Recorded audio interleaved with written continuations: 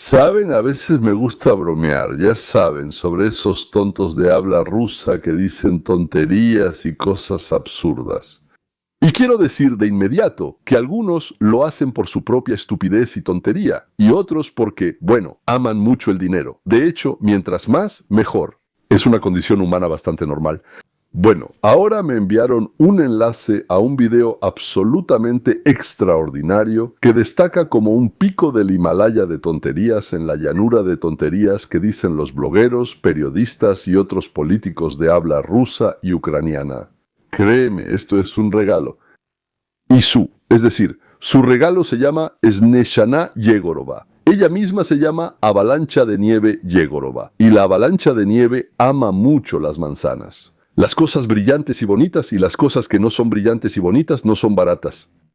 Les contaré más tarde sobre bueno, parece que es el último, no lo sé, video que se llama El Cuarto Hood Rage. Sí, escucharon bien. No es el Cuarto Reich, sino el Cuarto Hood Rage. Es una chica maravillosa, increíblemente divertida y para nada tonta, pero muy ruin y repugnante. Yo incluso diría así, una criatura ruin y repugnante. Bueno, para definir exactamente mi actitud hacia ella, les recomiendo no perdérselo, esto es algo especial. Esto, tal vez, se podría mostrar a los nietos como ejemplo de lo que es un antisemita y en qué se diferencian de las personas, es decir, porque exteriormente se parecen mucho a las personas. Sí, antes de que se me olvide, otro tema importante. En Internet circula una gran cantidad de noticias falsas que afirman que Canadá firmó acuerdos con Japón y se llevó, o sea, básicamente le robó a Estados Unidos esas industrias que Japón pensaba establecer. Porque Canadá, según dicen, también entró en algún tipo de relación con China y ahora supuestamente Canadá y China van a actuar juntos contra Estados Unidos. Señores, no, los líderes de Canadá y los líderes de Japón no son idiotas. No son idiotas. Alguno de ellos comulga, por así decirlo, con otra ideología, no a la que nosotros profesamos, la que nos gusta. Entonces, alguien está haciendo algo que, bueno, digamos, no es lo que nos gustaría. Pensábamos que eso era lo que había que hacer, pero ellos no se han vuelto locos, no. Por eso, usen su pensamiento crítico y de inmediato entenderán que para Japón y Canadá eso sería el colmo de la idiotez. Bueno, casi sería un suicidio nacional hacer lo que atribuyen los trolls y todo tipo de bots, tanto mecánicos como biológicos. Hay que distinguirlos. Así que no hay que ponerse nerviosos, simplemente no hay que hacerlo, ni con un país ni con el otro. Con el otro país, con Estados Unidos, todo está en perfecto orden. Bueno, hay todo tipo de desacuerdos, gritos, gruñidos y demás, pero en realidad todo está en perfecto orden.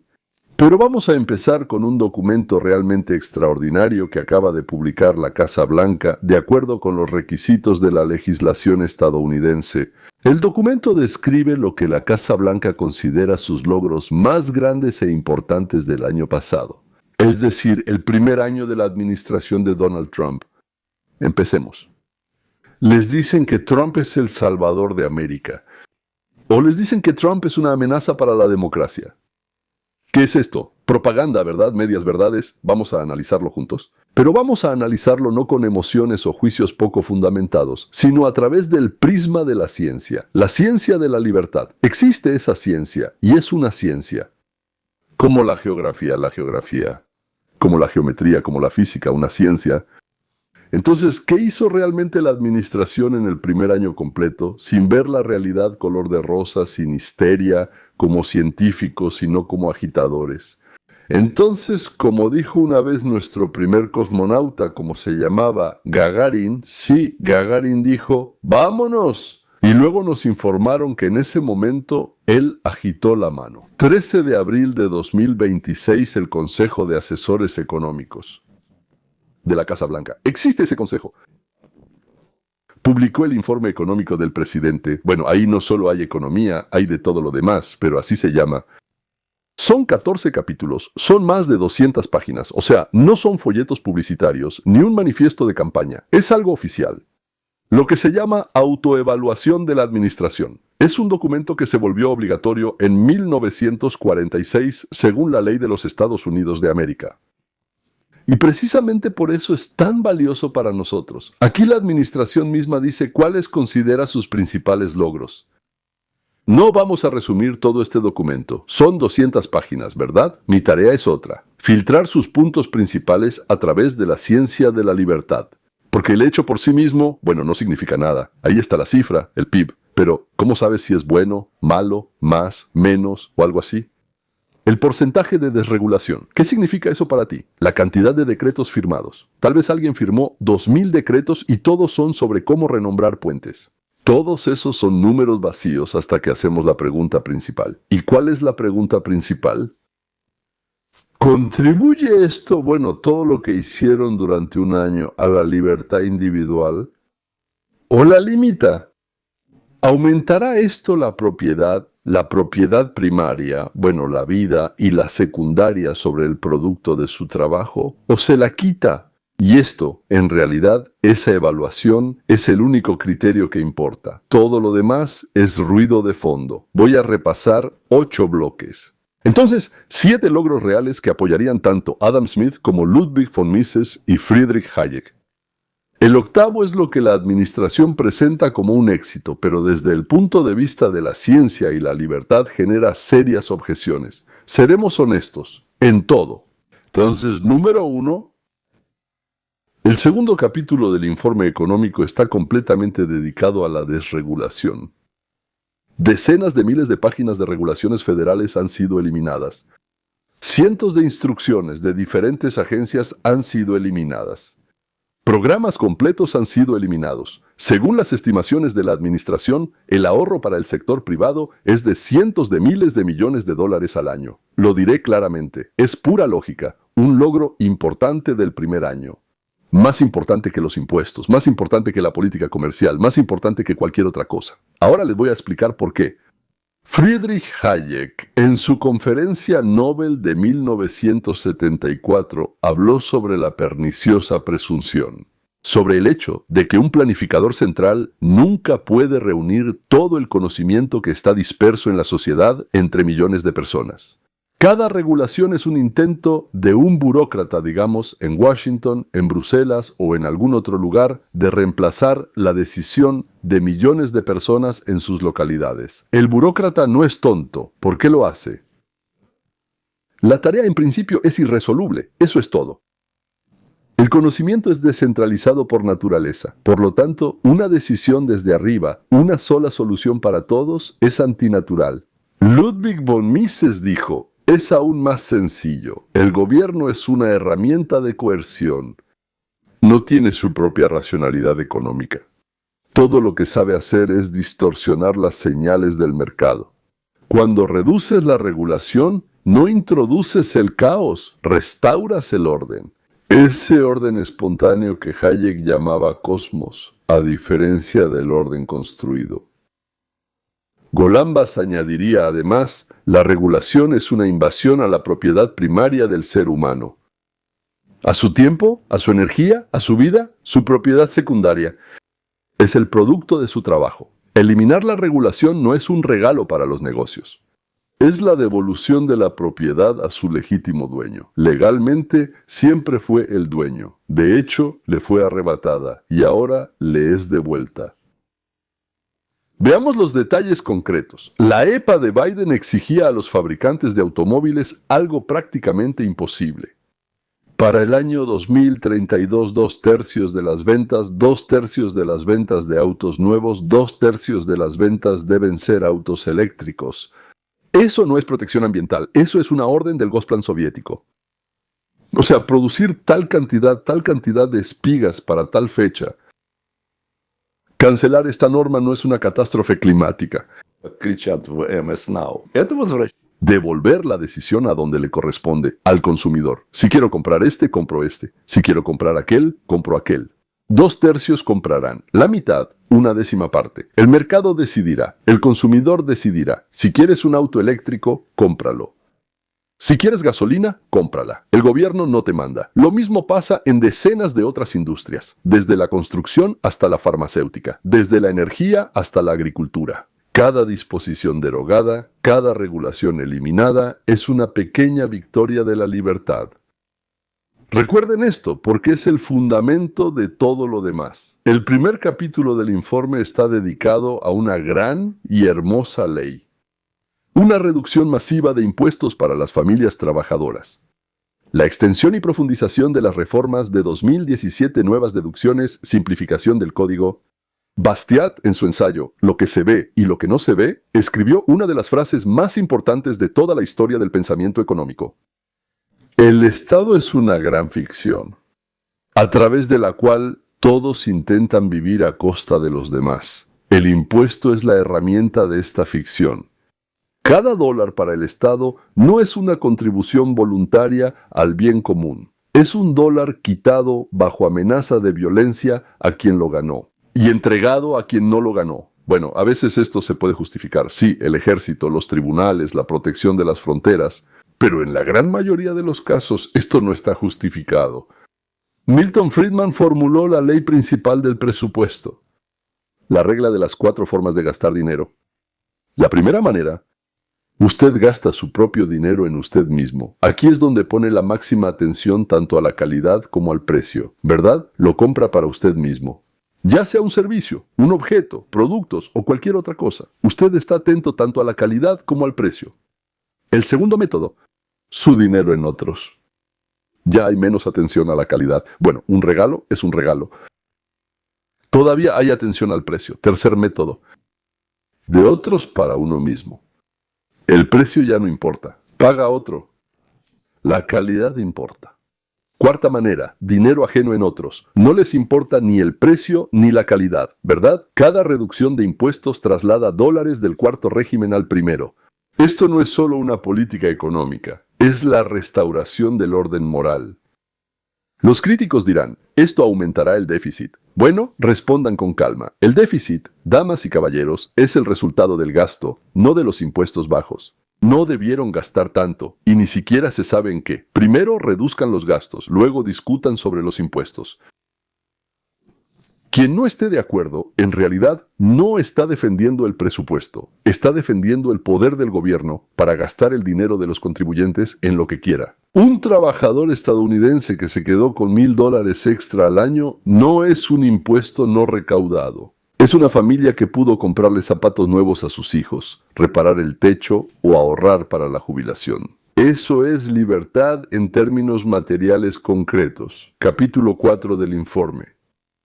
Sobre el dominio energético. Aquí debo ser honesto. No me gusta para nada la palabra dominio. Dominar o no dominar no tiene ninguna importancia. El mercado libre no se ocupa de dominar, se ocupa de producir e intercambiar voluntariamente. Pero si dejamos de lado el envoltorio propagandístico y miramos la esencia de lo que se hizo, es un gran paso hacia la libertad. ¿Qué pasó bajo Biden? Un anuncio de guerra de facto contra la propia industria energética. Prohibición de nuevas perforaciones en tierras federales. Negativa a otorgar permisos para oleoductos. Estudios ambientales interminables que se prolongaban durante décadas.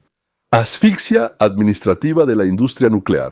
Todo esto no es protección del medio ambiente. Esto es asfixiar un sector de la economía en nombre de un dogma ideológico. ¿Qué hizo la administración actual? Eliminó las barreras artificiales. Restableció los permisos, abrió las tierras federales, aceleró los procedimientos, dio luz verde a nuevos reactores nucleares de pequeño formato. Ya se ha comprobado muchas veces, el resultado es concreto. Estados Unidos es el mayor productor de petróleo y gas del mundo de verdad, no solo por estadísticas maquilladas. Ahora viene el momento filosófico decisivo. Adam Smith, en 1776, hace exactamente 250 años, escribió: la riqueza de una nación no se mide por el oro en su tesoro, sino por la productividad de sus ciudadanos. Antes de él, nadie siquiera había pensado en esa dirección. Y la productividad de los ciudadanos depende del costo de la energía. La energía barata significa producción barata. Logística barata, comida barata, calefacción barata en invierno y aire acondicionado barato en verano. Internet barato, porque los servidores consumen electricidad. Medicina barata, porque los hospitales funcionan las 24 horas con energía. Ciencia barata, porque los laboratorios consumen enormes cantidades de energía, pero la energía cara significa pobreza. Pobreza simple, material, cruda, Y cuando el gobierno hace que la energía sea cara artificialmente, en nombre de una idea verde abstracta, está creando pobreza. ¿Pobreza para quién? Para aquellos que ya tienen poco, porque un multimillonario, incluso alguien que solo tiene unos 100 millones de dólares, puede soportar que la electricidad se triplique de precio, pero una madre soltera no puede. Bastiat escribiría hoy una petición satírica, una petición de los fabricantes de turbinas eólicas al gobierno exigiendo prohibir el sol, porque compite deslealmente con el viento. ¿Absurdo? Pero precisamente en eso consiste el lobby verde, prohibir la competencia de fuentes de energía reales con las políticamente favoritas a las que subsidiamos, les damos subvenciones. La liberación del sector energético es el tercer logro fundamental. Aún no ha terminado, el trabajo continúa. El 10º capítulo del informe está dedicado a la política de diversidad, equidad e inclusión. No solo critica esta política, sino que también cuantifica su costo en porcentaje del PIB. La administración afirma que la política impuesta, llamada DEI, es decir, sí, la contratación no basada en competencias, sino en cuotas raciales, de género y otras, le cuesta a la economía estadounidense cientos de miles de millones de dólares al año. Ayn Rand construyó toda su filosofía alrededor de un principio, el mérito individual. Una unidad de valor completa, autor de sus acciones, dueño de sus decisiones. Debe ser juzgado por lo que ha hecho, no por el grupo al que lo hayan asignado. Consentimiento. DEI es un regreso a la forma más orgánica de pensamiento tribal. ¿A qué grupo pertenece una persona por nacimiento? Eso determina su lugar. La forma es diferente, pero la esencia es la misma. En la India se llamaba sistema de castas, en Europa feudalismo, en la URSS pureza de clase, creo que sí, pureza de clase. En la Alemania nazi, higiene racial. En todos estos sistemas, la persona no era un individuo, sino un representante del colectivo. Su destino. DEI hace lo mismo. En Estados Unidos, en vez de hijo de burgués, pasó a ser hombre blanco. En lugar de hijo de un kulak o de una familia de kulaks, pasó a ser representante de un grupo privilegiado. Los nombres cambian, la mecánica es idéntica, es exactamente la misma mecánica. Cuando llegué aquí a América y contaba lo que pasaba allá en la Unión Soviética, la gente se reía a mi alrededor, ¿verdad? ¿Y ahora qué se ríen? Ahora lloran. Galambus lo llamó una violación de la propiedad primaria, cuando te juzgan no por quién eres, sino por el grupo al que te asignaron. Te han quitado tu individualidad. Te han convertido en una unidad estadística, y una unidad estadística no tiene derechos. Tiene cuotas. La eliminación de DEI no es un retroceso, como gritan los progresistas. Es un paso adelante, gigantesco, de lo que soñaba Martin Luther King en 1963. Juzgar a una persona no por el color de su piel, sino por el contenido de su carácter, por sus cualidades personales. Los izquierdistas modernos rechazaron las palabras de King. La administración las restauró. Es un giro ideológico sorprendente, y las consecuencias económicas son previsibles. Por cierto, la empresa que contrata al mejor candidato y no al que encaja en la cuota, produce más, vende más barato, paga más a sus empleados, todos ganan, incluyendo a aquellos que supuestamente protegía la DEI, porque un ingeniero negro, contratado por su capacidad, sabe que es ingeniero. Un ingeniero negro contratado por cuota no lo sabe. En realidad, nadie lo sabe. Siempre nos poníamos nerviosos cuando nos decían, ahí está el doctor, ¿viste que es negro? ¿Quién sabe? Tal vez llegó aquí por cuota. Mejor vayamos con algún asiático. A ellos seguro no los contratan por cuotas. Se llama meritocracia. Es por méritos. Restaura la dignidad. Esa es su función principal. Incluso el dinero es secundario. El capítulo 13 evalúa cuantitativamente las pérdidas del PIB debido a la distorsión en la asignación de capital hacia inversiones responsables con el medio ambiente. ESG es una abreviatura de ambiental, social y de gobernanza. La idea es simple y yo diría insidiosa. Los fondos de inversión, por indicación del gobierno, deben dirigir el capital no a donde genere la máxima ganancia, sino a donde cumpla con los criterios políticos e ideológicos de la dirección del gobierno. es decir, de nuestro partido. El petróleo es malo, las armas son malas, y ahí, dependiendo del ánimo, los aerogeneradores son buenos. Las empresas con el porcentaje adecuado de mujeres en la junta directiva son buenas. Y así sucesivamente. Ludwig von Mises, en 1922 en su libro Socialismo, demostró un teorema del cual los socialistas no se han recuperado hasta ahora. Se llama el problema del cálculo económico. El sentido es el siguiente. En la economía hay millones de productos, millones de recursos, millones de combinaciones posibles. ¿Cómo decidir cuál combinación es la óptima? La única manera es a través del sistema de precios, que se forman en el proceso de intercambio voluntario. El precio es una señal. Esa señal dice, aquí hay escasez, dirige recursos aquí hay exceso, retíralos de aquí. Sin precios, el cálculo racional es imposible. Simplemente no sabes qué es más importante, qué es más valioso.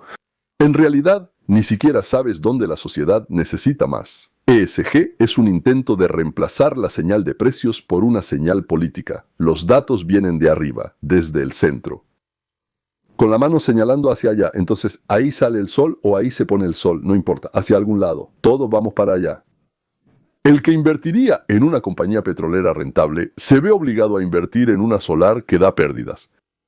Porque esas son las reglas del juego, y yo predigo el resultado. El capital se va a donde es menos productivo, no a donde da más rendimiento y es más productivo. Las empresas rentables no reciben inversiones. Hoy no están de moda, no siguen la disciplina del partido. Las que tienen pérdidas sí reciben, la sociedad se vuelve más pobre. Los pensionados pierden la rentabilidad de sus cuentas de pensión porque sus fondos de pensión 401k no están invertidos donde es rentable, sino donde el gobierno dijo que es políticamente correcto. La administración expuso este mecanismo y lo evaluó en porcentaje del PIB. Es un enorme éxito intelectual y político. Si Mises estuviera vivo, habría escrito el prólogo de este capítulo del informe. Y esto es lo que se puede entender. Rechazar el ESG no significa prohibirle a alguien invertir de manera ecológica. Por favor, inviertan donde quieran, en cualquier empresa solar, en campos eólicos, lo que sea. Rechazar el ESG significa otra cosa. El gobierno ya no obliga a los demás a invertir de la misma manera que, digamos, invierte usted o cualquier otra persona. Esto es un regreso a la libertad. Un regreso simple, puro y directo a la libertad. Ahora voy a unir aquí dos capítulos del informe, el 11 y el 12, porque filosóficamente tratan de lo mismo. Sobre la libertad financiera y médica del estadounidense común. El capítulo 11 trata sobre la ampliación de la competencia en el mercado de servicios médicos, simplificación de la obtención de licencias, permitir que las enfermeras y los paramédicos realicen más procedimientos de manera independiente, eliminación de los certificados de necesidad. Un sistema absolutamente absurdo, en el que para abrir una nueva clínica tienes que demostrarle al gobierno que la clínica es necesaria.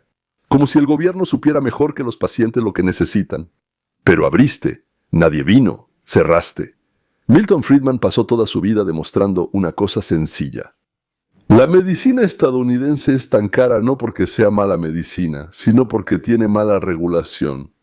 Los médicos están unidos en un cártel. La Asociación Médica Estadounidense limita artificialmente el número de médicos para mantener los precios altos. Las compañías de seguros forman otro cártel, y las farmacéuticas forman un tercer cártel. Todos estos cárteles trabajan con el gobierno en un sistema que Ludwig von Mises llamó intervencionismo. Esto no es capitalismo, no es socialismo, es el tercer camino. ¿Y quién soñaba con eso? Mussolini. Y junto con él soñaba el presidente favorito del partido bolchevique, que ahora son los demócratas FDR, Franklin Delano Roosevelt. La tercera vía es el peor de todos los posibles. Es simplemente una combinación de los peores rasgos de cada sistema. La administración de Trump empezó a desatar este nudo. Todavía no lo ha desatado por completo, no lo logrará en un solo mandato, pero empezó. Eso es importante. Y el capítulo 12 trata sobre el acceso de los estadounidenses comunes al capital privado a través de cuentas de pensiones. Hasta ahora, el capital privado, los fondos de capital de riesgo y las inversiones directas solo estaban disponibles para inversionistas acreditados. ¿Por qué? ¿Y qué pasa si yo quiero invertir mis $100 o 100,000 o no sé, $32,114? No, no estás acreditado. O sea, ¿qué es ser acreditado? Rico, ¿verdad? Normalmente, un estadounidense podía invertir en fondos indexados y ya. Eso es profundamente injusto. A los ricos les dan acceso a instrumentos rentables, a los pobres solo a los más modestos. Bueno, dicen que es culpa del pobre. Sí, pero se supone que somos socialistas democráticos. ¿Cómo es posible? Es totalmente lo contrario de lo que dicen. Ahora este mercado se abre para las cuentas de retiro comunes. Esto significa que tu pensión puede crecer más rápido. Esto significa que el capital, que antes estaba en manos de un pequeño grupo de inversionistas profesionales, ahora empieza a trabajar para decenas de millones de personas. Esto es la democratización de la riqueza. Una democratización real, no propagandística, sin cambios de nombre, sin cuotas, a través de mecanismos que llamamos mercado. La administración declara, los cruces ilegales de la frontera han caído al nivel más bajo en décadas. Es cierto.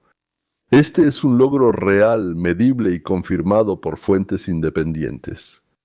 Desde el punto de vista de la ciencia de la libertad, aquí no hay contradicción. Galambus distinguía claramente dos niveles de derechos. Los primarios, a tu propia vida, tu libertad y tu propiedad, y las reglas procedimentales por las que funciona la sociedad, para que los derechos primarios, entonces, no sean violados. Nadie tiene derecho a traspasar la frontera de un Estado soberano. Así como nadie tiene derecho a entrar a tu casa sin tu consentimiento, la frontera es como la casa de una familia extendida. Dejar entrar o no es decisión del propietario, no de quien llega. Pero aquí, como científico, estoy obligado a decir, como se dice, toda la verdad, no solo la parte conveniente. El análisis del Instituto Cato, una organización liberal clásica muy respetada, muestra que, junto con la disminución de la inmigración ilegal, también cayó drásticamente la inmigración legal, 132,000 personas menos al mes que antes. El programa de refugiados se redujo, creo que ahí fue decenas de veces. La visa H-1B está cargada con tarifas de miles de dólares. El parole humanitario para los ucranianos está cerrado. Esto ya no es una lucha contra los ilegales, es cerrar las puertas para los legales. Adam Smith en La riqueza de las naciones escribió: una persona a la que se le quita la libertad de ir a donde se necesita su trabajo es como una persona a la que le han quitado la mitad de las piernas. La inmigración legal es una entrada de capital, conocimientos y energía. Los emigrantes soviéticos, creo yo, construyeron la mitad de la ingeniería de Silicon Valley. Los ingenieros indios construyeron la otra mitad. Matar la inmigración legal es matar las villas. El espíritu americano, el dinamismo americano. Ese mismo dinamismo del que la administración está tan orgullosa en otros capítulos del informe. Por eso mi evaluación es ambivalente. Y espero intelectualmente honesta. Frenar el cruce ilegal en la frontera es un logro, pero empeorar las vías legales es un error.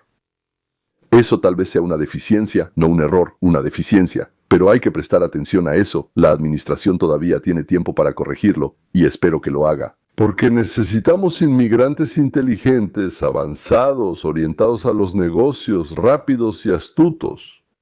El tercer capítulo del informe es sobre la política comercial de América primero, ante todo sobre los aranceles. Y aquí debo, como persona que intenta estudiar la ciencia volitiva, lo que cuento, quiero decir la verdad, que tal vez no le guste a algunos de mis espectadores. Un arancel es un impuesto.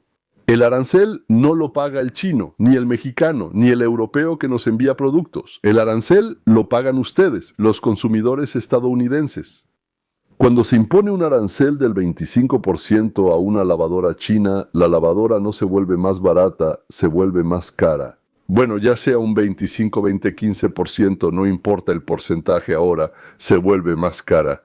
El dinero no va a Pekín, el dinero va al Tesoro de Washington, lo entiendo. Bastiat, eso fue en 1845, escribió su famosa petición de los fabricantes de velas. Es un texto satírico en el que los fabricantes de velas se dirigen al gobierno exigiendo que prohíban el sol, porque compite de manera desleal con sus productos.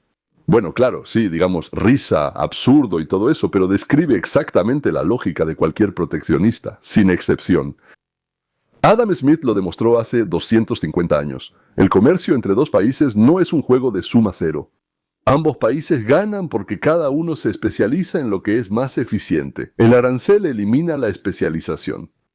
El arancel empobrece a todos, incluso a aquellos que supuestamente protege. Si los aranceles siguen siendo una máquina fiscal permanente, será el mayor error económico de esta administración, que restará valor a muchos de sus logros reales. Bueno, ahora que ya he dicho todo esto, debo presentar los argumentos de la otra parte. Si tu socio actúa igual que tú, es decir, de manera justa, entonces el comercio sin impuestos es una gran ventaja para todos. Si tu socio utiliza tu ingenuidad como una oportunidad para destruir la producción en tu país y, mediante dumping y otras artimañas, logra el cierre de empresas, tus empresas, el despido de trabajadores y la salida de inversiones, entonces eso no se puede permitir bajo ninguna circunstancia. Eso ya es una lucha. Eso ya se llama seguridad económica del país. Cuando interactúas con un estafador, con un tramposo, con personas de otro lado que hacen todo lo posible por jugar el juego de que él gana y tú pierdes y no que todos ganemos, entonces a ese tipo de intercambio hay que ponerle una barrera para que tu socio se sienta aún más incómodo, incluso peor que tú, como resultado de las acciones que él inició. Y tú te viste obligado a seguir esas acciones. En el camino puede doler, sí. En el camino puede haber una pérdida de poder adquisitivo. Bueno, no una pérdida, claro, sino una disminución. Pero esto se utiliza como una herramienta para lograr relaciones comerciales justas, libres de aranceles y basadas en el respeto mutuo. Otro punto que hay que tener en cuenta. Tu país está obligado a producir todo lo que necesita para su seguridad nacional. Incluso si para eso hay que poner barreras, ya sea prohibiendo o encareciendo las importaciones. De lo contrario, en el momento menos oportuno, te dejarán sin los materiales necesarios y te asfixiarán fácilmente. Pero esa, quizás, sea la única excepción a la regla. Aquí está, la ciencia de la libertad. Damas y caballeros, esto no es propaganda, es análisis. La administración de Trump tiene dos almas. Una es liberal, en el sentido político clásico de la palabra, como Rand, Hayek, Mises. Eso es desregulación, reforma fiscal, eliminación de DEI, crítica a ESG, liberación de la energía, acceso al capital para la gente común, restauración de la meritocracia. Es increíblemente importante. Son logros enormes y reales. Son logros enormes y reales. El primer año dio más libertad. El primer año de la administración de Trump dio más libertad que los 20, incluso 30 años anteriores. Hay que reconocerlo directamente. La segunda alma es proteccionista. Son aranceles. Es el intento de controlar las cadenas de suministro desde Washington. Es el estrangulamiento de la inmigración legal junto con la restricción legal de la inmigración ilegal. Nuestra tarea, la tarea de las personas que entienden la ciencia de la libertad, no es convertirnos ni en fanáticos de la administración ni en sus enemigos. Nuestra tarea es apoyar el primer espíritu y criticar honestamente el segundo. Seguir siendo analistas. No mirar las banderas partidistas, sino la dirección del movimiento y lo que esto puede aportar a nuestra sociedad, a nuestro país. Todas estas personas, a quienes cito muy a menudo, Bastiat, Mises, Hayek, Friedman, Rand, Galambos, Adam Smith, Thomas Paine, Isaac Newton, por cierto, esa es nuestra brújula. Cuando la política apunta al norte de la libertad, la apoyamos, incluso si no es nuestro partido. Cuando gira hacia el sur de la coerción, advertimos, incluso si es nuestro partido. Esa es la única postura honesta. La única que no depende de elecciones, de índices de aprobación, de la calidad o de los caprichos del poder. La libertad, damas y caballeros, no le pertenece a ningún partido. La libertad le pertenece a quien la entiende y a quien la defiende. Ahora, si este análisis les fue útil, activen la campanita. Es gratis y recibirán los nuevos videos primero. Y si están listos para apoyar un análisis independiente, sin publicidad ni patrocinadores, la suscripción al canal cuesta $4 al mes. Esto me da la oportunidad de seguir haciendo lo que hago sin depender de la coyuntura política.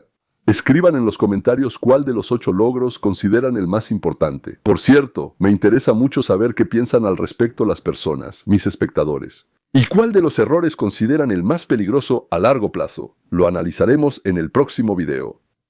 Y ahora, como lo prometí, Snezhana es maravillosa, increíble, amable y justa. ¿Hay luz al final del túnel? Por ejemplo, la guerra, ya sea en Irán o en Ucrania, está cerca de llegar a su fin. ¿Y en qué se basan para preguntarle a Snechana sobre el fin de las guerras? Vamos a leer lo que ella escribe sobre sí misma. Snechana Yegorova. Actriz, conductora de televisión, escritora, figura pública, defensora de los derechos humanos. Ella defiende los derechos. Y madre de 5 hijos. Ah, y también autora de proyectos de televisión y radio. Creo que el hecho de que sea madre de 5 hijos es precisamente lo que le da derecho a opinar sobre temas mundiales. De hecho, si tuviera 7 hijos, lo haría aún mejor. Bueno, mire, yo creo, Alexander, que todo esto que usted describió tiene una definición muy precisa. Yo la inventé. Esto se llama el cuarto judío. Bueno, o sea, vemos que desde algún centro unificado que no podemos describir con precisión y por ahora no podemos atraparlo por la cola y, por así decirlo, dar nombres concretos. Sí, hay un proceso mundial, global, que cubre con una red prácticamente todos los puntos clave. Quiero decir de inmediato, Sneshana, tuviste suerte. Dices que no puedes mencionar apellidos, nombres, fechas y lugares donde se reúnen estos dueños del universo. Y ahora te voy a revelar un secreto porque por todo lo que has hecho debes ser recompensada. Ni siquiera puedo decirlo por respeto hacia ti. Por ejemplo, soy judío. Lo admito de inmediato. Sí, judío. Bueno, eso, de hecho, creo que también se nota en la pantalla. No sé por qué lo llamaste el cuarto. O sea, el cuarto Reich judío. Creo que nunca nos detuvimos, así que este es el primer y único Reich judío. Y no es el cuarto.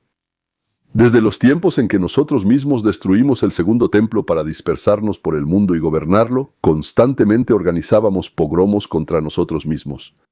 Convencíamos a los líderes de los países cristianos de difundir rumores de que ponemos sangre de niños cristianos en la matzá. Convencíamos a los monarcas de muchos países de expulsarnos, prohibirnos poseer tierras, prohibirnos muchas cosas que estaban permitidas a personas de otras nacionalidades y religiones. Es decir, durante todo este tiempo controlamos el mundo para, al final, montar un gran espectáculo llamado Holocausto. O sea, para que todos creyeran que no controlamos el mundo, sino que al contrario, somos pobres y desdichados. Bueno, tienes toda la razón. Nosotros los judíos realmente controlamos el mundo, pero a nosotros, y esto es sumamente importante saberlo, nos controlan nuestras esposas. Porque en una verdadera familia judía, el esposo se encarga de las cosas importantes. Por ejemplo, en mi casa, yo decido si Irán atacó a Irak de manera correcta o incorrecta. O si debíamos considerar a los sumerios como los antepasados de nuestra civilización. Y mi esposa decide todas las cuestiones que no son importantes, porque realmente no tienen importancia. Cosas como dónde vamos a vivir, a dónde ir, dónde vacacionar, cómo criar a los hijos. A veces cuando mi esposa sale, me permite ser el jefe de la casa. Pero no siempre aprovecho eso porque podría acostumbrarme. Sneshana, todo es muy sencillo. Las esposas no judías son las que mejor controlan a los judíos. Mira, si un judío se casa con una esposa no judía, considera que al mismo tiempo ya está bajo su control. Estas esposas no judías a menudo se reinventan de tal manera que parece que ellas son las verdaderas judías y sus esposos solo son un accesorio. Para que al caminar con tacones altos, ella pueda apoyarse en alguien. Bueno, o sea, Israel representado por Bibi Netanyahu, en este caso su fuerza política que en su propio país realizó un experimento con la vida económica, psicológica y cultural de su propio pueblo. Como sabemos, Bibi Netanyahu es una figura involucrada en una gran cantidad de casos relacionados con sus crímenes económicos, su corrupción y otros asuntos. De hecho, parece que no se arrepiente ni un segundo de ello, y para evitar el castigo desata una guerra. ¡Qué observación tan sutil y precisa! Por ejemplo, por supuesto que Bibi convenció a Hamás de atacar a Israel. Matar a 1.200 personas, tomar como rehenes a 251 personas, torturarlas, violarlas, golpearlas, todo esto únicamente para desviar la atención del hecho de que aceptó un regalo, 2 cajas de puros. Y él mismo se la fumó. ¡Qué hijo de perra! En vez de entregarlas al Tesoro Nacional. El Estado de Israel podría haber vendido esas 2 cajas y, con ese dinero, alimentar a 2 o 3 familias palestinas durante los próximos 7 años. Y la guerra con Irán se la inventó él, plantándoles uranio enriquecido, porque quería desviar la atención del público de que había prometido ayuda legislativa al periódico Últimas Noticias en hebreo. Es el idiota Joronot, que constantemente lo critican, lo odian y buscan cualquier pretexto para atacarlo. Así que les prometió ayudarles legislativamente para que se convirtieran en el único periódico con monopolio en el territorio de Israel. Bueno, ¿quién está detrás de Donald Trump, digamos, de Newsmax, American News Online y Fox? Habría llegado a un acuerdo con CNN de que les ayudaría a crecer y al mismo tiempo legislativamente cortaría la posibilidad de que sus competidores critiquen a Trump y lo llamen tonto, fracasado, traidor a la patria y el peor canalla, Snesana. Realmente fuiste una avalancha de nieve. Y que tiene una única y principal tarea que Trump está cumpliendo. Esto está directamente relacionado con Israel y su deseo de ocupar una posición de liderazgo, de convertirse en una especie de hegemón regional en Medio Oriente. Y lo que hemos estado diciendo durante muchos años es que Ucrania fue para ellos un campo de pruebas donde perfeccionaron estas tecnologías. USAID, todas esas organizaciones de Soros, todas esas, por así decirlo, ONGs, todas esas compañías, Renacimiento y otras, que llegaban, ¿entiendes? Señores blancos con sonrisas alegres y dientes blancos de porcelana, y con esos ojos entrecerrados de listillos que estaban creando una sociedad democrática, derechos y libertades civiles. Para ellos eso era muy necesario, que apoyaban a todo tipo de personas como Sternenko, Pritula, y antes de ellos había una gran cantidad de otros, por así decirlo, aficionados al estilo de vida occidental. Todo esto se hacía en Ucrania para ver cómo funcionarían estas expansiones psicológicas, económicas y culturales. O sea, ya pasamos por todo eso. De ese mismo, digamos, gallinero, vinieron los mismos lobos que están presionando a Ucrania y sin duda también están presionando al Medio Oriente. O sea, ellos actúan como, ya saben, varios tentáculos de un mismo pulpo. Todo esto viene de un solo centro, por eso se le llama judío. Presten atención a la cara preocupada y comprensiva de Sheles. Él es el conductor. Me parece que, si no un Oscar, al menos una hoja de plátano sí le van a dar. De la corona británica, que también en principio está detrás de ella. Ese es el City. Ahí está Rothschild y varios de los de su misma tribu que se dedican a formar y crear el cuarto judío mundial. O sea, eso ya es absolutamente obvio. ¿Cómo se puede seguir fingiendo que no es así? Y por supuesto, ellos van a seguir adelante. Rostov, Kursk, ¿qué sigue después? Belgorod, ¿cuál sigue? Voronezh, Pskov. Bueno, Voronezh, si hablamos del supuesto canato de los házaros que existió, entonces por la zona de Voronezh, ahí más o menos estaba su frontera norte, y también el mar Caspio.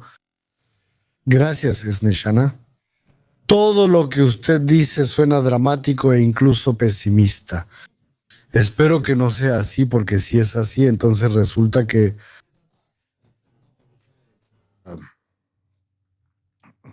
Así es, ¿verdad? Espero que no sea así, porque entonces resulta que la operación militar especial tiene otros objetivos. De verdad espero que todo esto no sea así.